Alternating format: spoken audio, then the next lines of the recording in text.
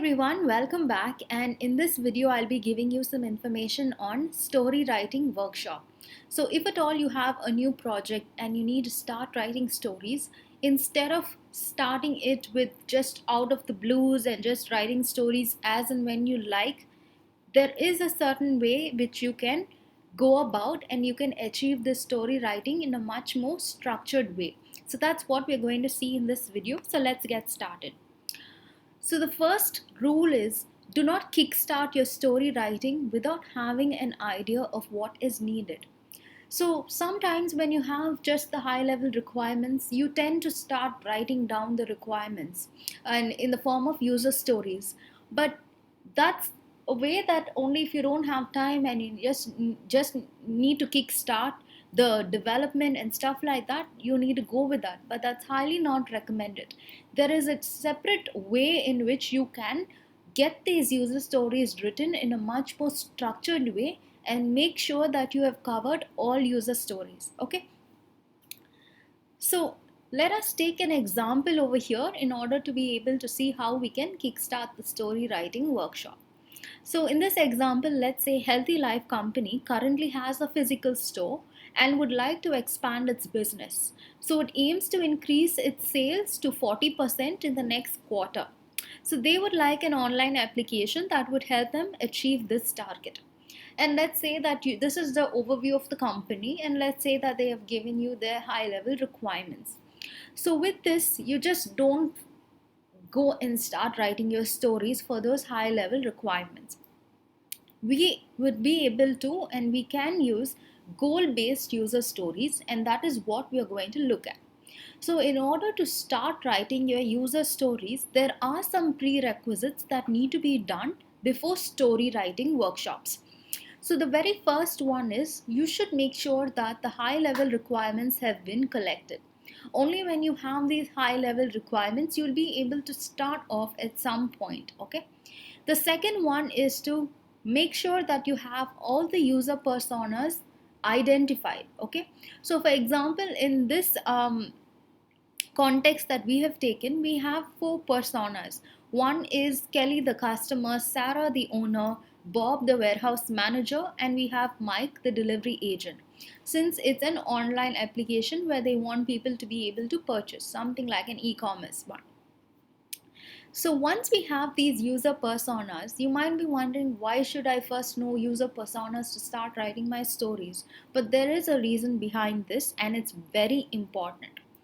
So when you have user personas, let's say for example, Kelly the customer, every persona, so these personas are people who are going to interact with your application. And if you don't know how to, identify a persona and how to frame a persona, I've taken a video on that. You can click on the link that I've provided in the description box. So coming back to this concept, so after identifying every persona will have a goal that they want to achieve with the application that you are trying to develop. So you need to understand what are the goals that these personas are trying to achieve. Only then, when you understand this, you would be able to provide the right solution. Okay, so when you identify the persona, the next thing you want to do is to identify the goals. So that's what I've given here as an example. So let's say Kelly is a customer. What could be the possible goals that they need? So this can be your assumptions. You can also get it validated with the clients, as well as sometimes they would be giving you these things that need to be solved. So you need to write down the goals of every persona. So in this example, the first goal is I would want to place an order. Second one is I would want to return a damaged or spoiled product. So like this, there can be n number of goals. So you need to be able to capture all the goals. If it's not all goals, at least you need to capture the main goals of each persona. Once you have these goals, the next thing that you want to do is to identify the user journey for every goal. Okay, so now we have the user here, the persona, which is Kelly the customer, and let us take the first goal. The first goal is I would want to place an order. So what is the user journey for the user to accomplish that goal? So you need to frame and put down that user journey.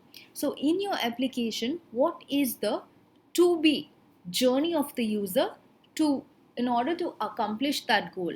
Now over here I have put the to be journey, but for best documentations you can also maintain as is journeys as well as to be journeys, so people would be able to understand what is the as is state of the process and how you're improvising that.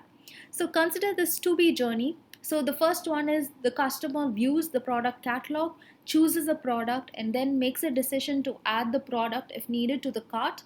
Later on, after adding products to the cart, they get to view the cart, and also they would proceed to place the order. Once they go to that section, they would be able to view the order details and then proceed to make the payment.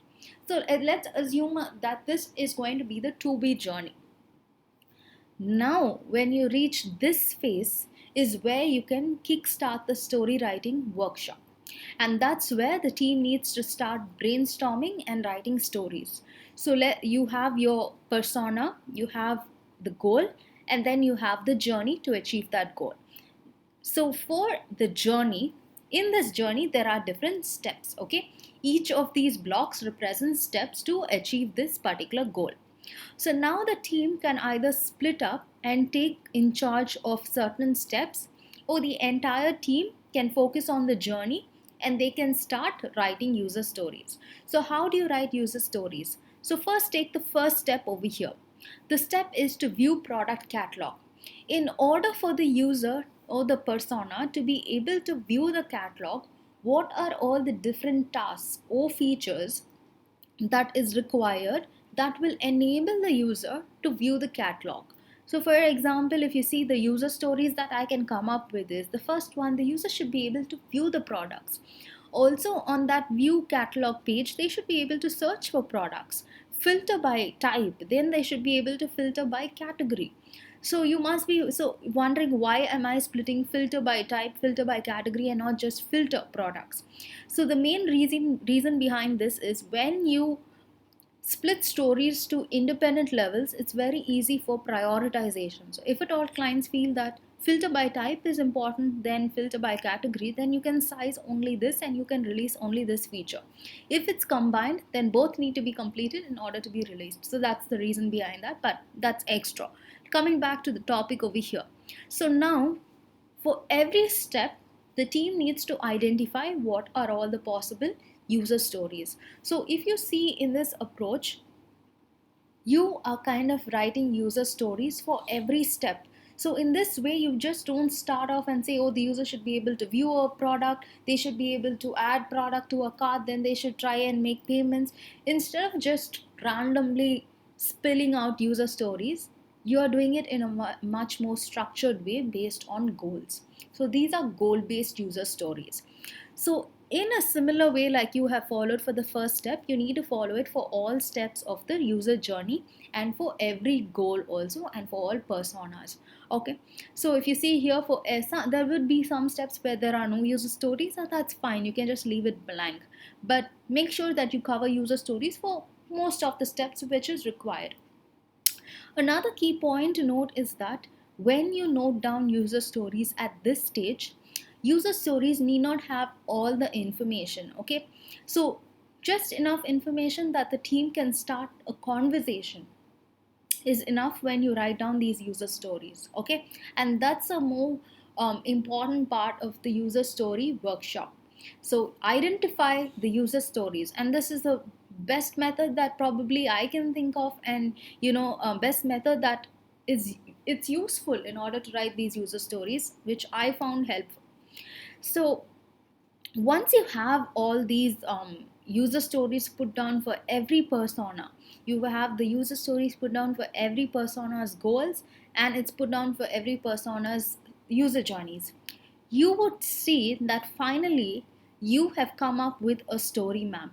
So if you don't know what a story map is, I've also taken videos on what a story map is and how it can be used for prioritization and for releases. So you can take a look at that also. I will attach the link in the description box. So this is the first step where you write your stories just after getting high level requirements. I hope that you find this method useful if at all you want to start writing new user stories for a particular initiative or for a program and stuff. So if you found this helpful, please do give this video a thumbs up. If you haven't subscribed, please do subscribe, and also do share your feedbacks. Thank you.